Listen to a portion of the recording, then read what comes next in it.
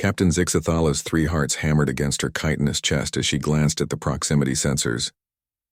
The human vessel still maintained its relentless pursuit, now entering hour 73 of the chase. Her crew of Veltari pirates had been fleeing since the ambush went wrong, and the humans had been following them ever since, not gaining, not falling behind. Just following. Status report.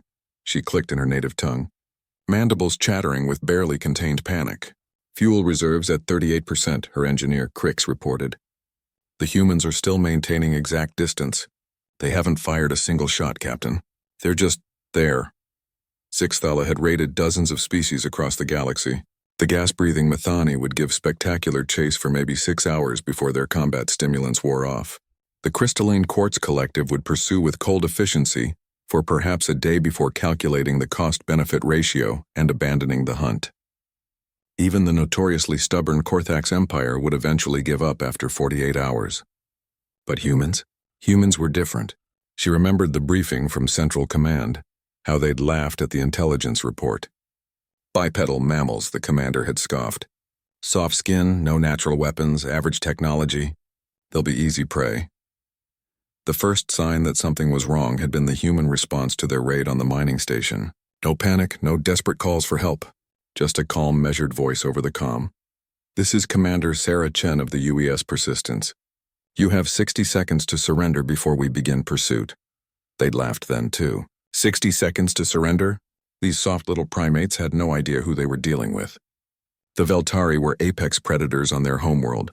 Evolved from ambush hunters with speed that could shame a photon torpedo, they'd accelerated to their maximum velocity and jumped to FTL, confident they'd never see the humans again. But when they dropped out of hyperspace to refuel at a dead system, the human ship had emerged from FTL just 30 minutes later. How? Crix had asked then and was asking again now. How are they tracking us? Our stealth systems are military grade. Zixthala studied the tactical display. The human ship, laughably named Persistence, wasn't even trying to hide. It sat there in open space, broadcasting on all frequencies, seemingly content to wait. Its engine signatures suggested it wasn't running at maximum efficiency.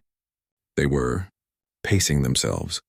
Captain, her communications officer chirped, the humans are broadcasting again. Put it through. Commander Chen's voice filled the bridge, calm as still water. Veltari vessel, this is your final warning. Surrender now, or we will continue pursuit until your fuel reserves are depleted. Until our fuel reserves are depleted? Zixthala spoke into the comm with a mixture of confusion and anger. Human, we can run for weeks at this pace. Your small ship cannot possibly. Captain Zixthala, Chen interrupted, and the Veltari captain's blood chilled that the human knew her name. We've been studying your species for quite some time. You're sprinters, magnificent ones capable of incredible bursts of speed, but you're not built for endurance. A pause. When Chen spoke again, there was something almost respectful in her tone. We are. The next 12 hours were the longest of Zixthala's life. Every time they jumped to FTL, the humans followed. Every time they tried evasive maneuvers, the humans anticipated them. They attempted to lose them in an asteroid field.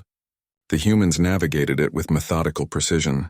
They tried hiding in a gas giant's rings. The humans waited patiently at the exit point.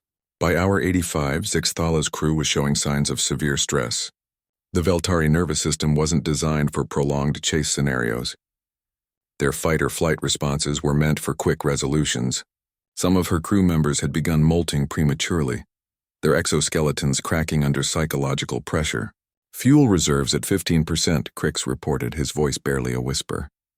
Captain, the communications officer said, I'm picking up something on the human comm channels. They're singing. The bridge filled with a low rhythmic chanting, human voices, dozens of them maintaining a steady beat. It took Zixthala a moment to realize it was some kind of endurance song, designed to maintain morale during long pursuits. The humans weren't stressed. They weren't tired. They were in their element. Open a channel, she said quietly. Commander Chen, how long can you keep this up? As long as it takes, Captain. The human's voice was steady, untroubled.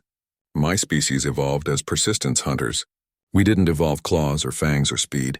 We evolved something better. We evolved stubbornness. We can chase prey across continents for days without stopping. We can track wounded animals for weeks. We don't give up. Sixthala looked around her bridge. Half her crew was catatonic from stress. The others were barely functional. Meanwhile, the humans had been calmly following them for nearly 4 days without showing any signs of fatigue. We have a saying on Earth, Chen continued. The wolf may be faster, but the human is more patient. You can run, Captain. You can run faster than us, farther than us, cleverer than us, but you cannot run forever. The Veltari captain stared at the display showing her dwindling fuel reserves, then at her exhausted crew, then at the human ship sitting patiently in space, waiting. And if we surrender? Then you'll be treated fairly under galactic law. Your crew will receive medical attention. You'll have a chance to see your families again. Sixthala closed her 3 eyes.